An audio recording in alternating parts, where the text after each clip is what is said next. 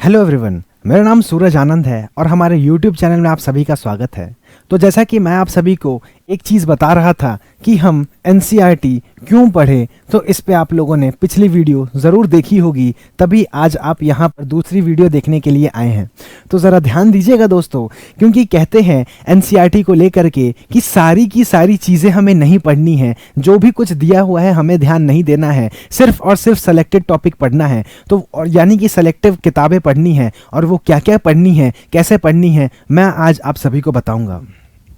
तो एनसीईआरटी का full form नहीं चुहा तो पढ़ने में रिलैक्सेशन टूट जाएगा, और इंग्लिश में नेचुरल चैलेंजेस विल इमर्ज और रीच टू यू। तो ज़रा ध्यान दीजिएगा दोस्तों, चीज़ें किस हिसाब से आगे बढ़नी है। अगर आप लोग नहीं चाहते हैं कि एनसीईआरटी को लेकर के कोई भी डाउट रहे, या फिर पढ़ाई में या फिर किसी भी टॉपिक में कुछ भी चीज़ अगर छूट रही होगी, तो आप लोग सिर्फ और सिर्फ यही समझिएगा कि जो हमारा एनसीईआरटी है वो नहीं हुआ है।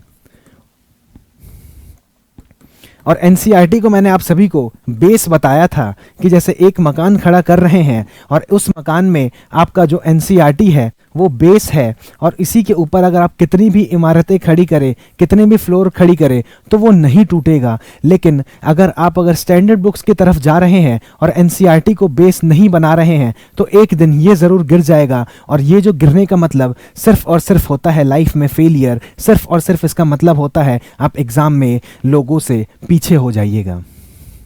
अब क्या पढ़ना है, कैसे पढ़ना है, इस पे ज़रा बातें करते हैं। तो याद होगा वो दिन जब मेरी वीडियो आई थी और मैंने ये बताया था कि पहले आपको हिस्ट्री पढ़ना है। और हिस्ट्री में क्या पढ़ना है, तो क्लास 6 की एनसीईआरटी, क्लास 7 की एनसीईआरटी, उसी के साथ ही क्लास 8 की एनसीईआरटी, क्लास 9 की एनसीईआरटी, क्लास 10 की एनसीईआरटी, 11 और 12 की। इसका मतलब ये है कि अगर मान करके चलिए सिर्फ हिस्ट्री की बातें करूं, तो 6 से लेकर के 12 तक की जो एनसीईआरटी है, इसको ख़त्म कर जाइए। एक नहीं, दो नहीं, तीन नहीं, चार नहीं, जितनी बार हो सके चीज़ें। क्योंकि आज भी मैं अगर एनसीईआरटी पढ़ने के लिए बैठता हूं, तो मुझे ऐसा लगता है कि काफ़ी सारी जो चीज़ें हैं वो मेरे सामने नई उभर करके आई हैं। इसी के बाद अभी मैं बातें करता हूं कि ज़रा ध्यान दीजिएगा, इंडियन सोसाइटी में हम क्या क्या सारी चीज़ें पढ़ें।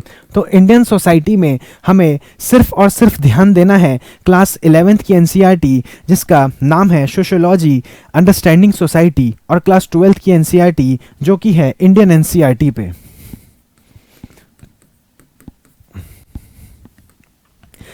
इसके बाद ही अगले सब्जेक्ट की ओर ध्यान देते हैं, तो जो आता है ये आता है आर्ट एंड कल्चर का।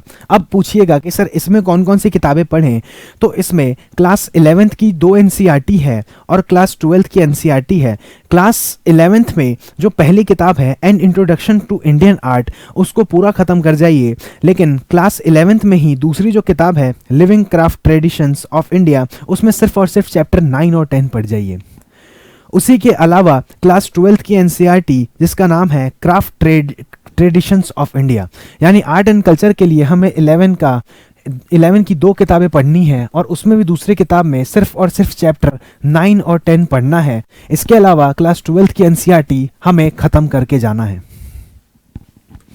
अगले की अगर मैं बातें करूं, तो ज्योग्राफी की बातें करते हैं। और ज्योग्राफी में ये बताया गया है कि हमें एनसीईआरटी जो पढ़ना है वो क्लास 6 की NCERT 7th, 8th, 9th, 10th, 11th में 2 पार्ट और 12th में 2 पार्ट। इसका मतलब 6 से लेकर के 12 तक की जो किताबें हैं, 11th में 2 पार्ट हैं और 12th में भी 2 पार्ट हैं, इसको ख़त्म करके आगे बढ़ते जाना है। इसी के साथ ही देखिए इकोनॉमिक्स की बातें करते हैं। इकोनॉमिक्स की बातें करते हैं तो इकोनॉमिक्स में हमें 9 से लेके 12 तक की जो किताबें हैं उसको पढ़ते जाना है। इसके अलावा कुछ भी करने की फ़िलहाल ज़रूरत नहीं है। एनसीईआरटी करिए, बेस बनाइए और लाइफ में आगे बढ़ते जाइए।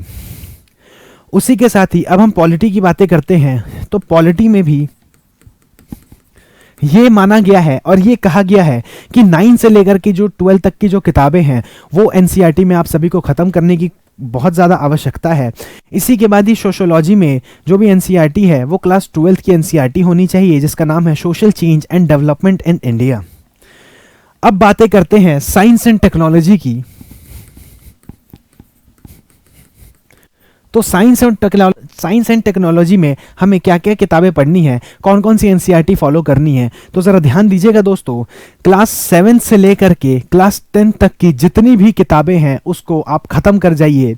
और इतनी सारी किताबें ख़त्म होने के बाद में अब आप पूछिएगा कि सर सेलेक्टिव टॉपिक्स कौन कौन से हैं, तो ज़रा ध्यान दीजिएगा। क्लास 11th और 12th में हमारे पास सेलेक्टिव टॉपिक हैं, वो पढ़ना है। क्लास 12th में जो इकोलॉजी का जो यूनिट 10 है वो पढ़ना है।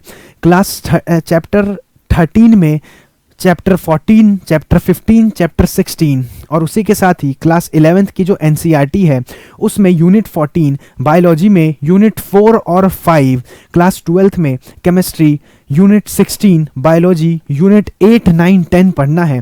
इन्वायरमेंट और इकोलॉजी की भी किताब देखनी है और उसी के साथ ही क्लास 12th में जो बायोलॉजी है उसमें लास्ट 4 चैप्टर्स यानी 13 से 16 पढ़ना है। और कुछ कुछ जो चैप्टर हैं वो बायोटेक्नोलॉजी से रिलेटेड हैं, यानी कि वो बायोटेक्नोलॉजी से ताल्लुक़ रखते हैं, इनको ख़त्म करते जाना है। इतनी किताबें अगर आप लोगों ने ख़त्म कर लिया, और एक बार नहीं, ज़रा ध्यान दीजिएगा, किसी भी एक टॉपिक को 10 किताबों से पढ़ने में जो एक विश्वास है, लाइक अगर आपने एक टॉपिक को चुना और उसको 10 किताबों से पढ़ रहे हैं यानी 10 बार उसको पढ़ रहे हैं, तब आप ये लगा सकते हैं कि जो आपका फ़ायदा है वो होने वाला है, इस बजाय कि अगर आप 10 किताबों से एक टॉपिक को पढ़ते जा रहे हैं। इससे आपका टाइम वेस्ट होगा, यानी कि आप ये मान करके चलिए अभी हमारे पास कोई टाइम नहीं है ताकि हम उस पर एक्सपेरिमेंट कर सके, क्योंकि एक बार जब एनसीईआरटी का जो बेस बन जाएगा तब देखिएगा कि उसके ऊपर से आप जितनी भी स्टैंडर्ड बुक्स को डालते रहिएगा, चीज़ें एक फॉर्मेशन में आएंगी, एक सिस्टमेटिक वे में चीज़ें आगे बढ़ती जाएंगी। यानी बस इतना ध्यान रखिएगा कि हमें 10 किताब एक बार नहीं पढ़ना है, हमें बेशक एक किताब 10 बार पढ़ना है, और वो जो किताब है वो केवल एनसीईआरटी ही है। और एनसीईआरटी का फुल फॉर्म मैंने आपको बताया था, नहीं छुआ तो एजुकेशन में, पढ़ाई में आपका जो रिलैक्सेशन है वो टूट जाएगा। कभी आप लोगों ने देखा होगा, आप लोगों को ऐसा ज़रूर लगा होगा कि अगर मान करके चलिए आप लोग कोई क्वेश्चन करने के लिए बैठे हैं और आपको ऐसा लग रहा है कि ये टॉपिक हमने पढ़ा ही नहीं है, कहीं स्टैंडर्ड बुक में नहीं है, कहीं कुछ भी नहीं है, तो वो ज़रूर देखिएगा एनसीईआरटी में उसका जो बैकग्राउंड है, एनसीईआरटी में उसका एक जो बेसिक कॉन्सेप्ट है वो ज़रूर दिया होगा।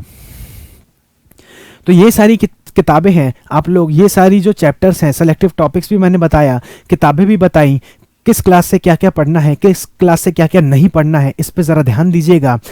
हमेशा कोशिश यही करिएगा कि हमेशा एक जो एफर्ट है वो एक्स्ट्रा करिएगा। और कितना एक्स्ट्रा करना है? लिटिल। और यही जो चीज़ है आपको ऑर्डिनरी से एक्स्ट्रा ऑर्डिनरी बना देगा। तो द कॉमन या फिर the main difference between ordinary student and an extra ordinary student, वो सिर्फ और सिर्फ यही होता है कि जो एक्स्ट्रा ऑर्डिनरी स्टूडेंट होते हैं वो हमेशा यही ट्राई करते हैं कि हमें एक कोशिश और करना है, एक एफर्ट और डालना है, और यही जो एक डिफरेंस है वो क्रिएट करता है एक्स्ट्रा ऑर्डिनरी स्टूडेंट में और ऑर्डिनरी स्टूडेंट में। तो अब आपको यही डिसाइड करना है कि आपको क्या बनना है इनमें से। मैं तो हमेशा कहूँगा छोटी सी प्रयास करिए, छोटी सी इनिशिएटिव लीजिए, एनसीईआरटी पर बहुत ज़्यादा फोकस करिए और जो पेपर है उसको क्लियर करते जाइए, ताकि आप लोगों को भी काफ़ी ज़्यादा खुशी होगी, क्योंकि जो मेहनत आप सभी कर रहे हैं उसका लेवल यहाँ पर है, लेकिन अगर आप लोग एनसीईआरटी करते हैं तो यही जो लेवल है आपका थोड़ा और ऊपर बढ़ते बढ़ते चला जाएगा और बाकी जो दुनिया है आपसे जलते चले जाएंगे। तो यही सारी चीज़ों पर ध्यान दीजिए, अपना ख्याल रखिए। कोई भी डाउट आता है कमेंट सेक्शन में लिखिए, कमेंट सेक्शन आपके लिए ही बनाया गया है। कोई भी डाउट आता है, रिलेवेंट हो इररिलेवेंट हो, उसको कमेंट में डालिए। अगली वीडियो में मैं पूरी कोशिश करूंगा कि सारी चीज़ों को यहीं आप सभी के सामने बता दूंगा। तो चलिए फिर अगली वीडियो में मिलते हैं, तब तक के लिए अपना ख्याल रखिए और पढ़ाई करते जाइए। थैंक यू और जय हिंद।